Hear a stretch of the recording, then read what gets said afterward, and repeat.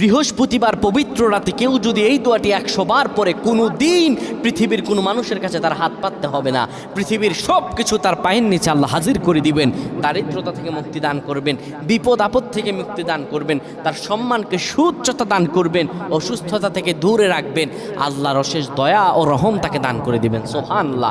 বৃহস্পতিবার রাত এটি গুরুত্বপূর্ণ রাত। এই রাত সপ্তাহে একদিন আসে। আরবিতে রাত আগে আসে, দিন পরে আসে। সুতরাং বৃহস্পতিবারের যে দিন গিয়ে রাত, এটি বৃহস্পতিবার রাত নয়, এটি শুক্রবারের রাত, এটি জুমাবারের রাত, এটি দোয়া কবুলের রাত, আল্লাহর কাছাকাছি হওয়ার রাত। সুবহানাল্লাহ। এই বৃহস্পতিবার রাত আল্লাহ তাআলা বান্দার দোয়া কবুল করেন।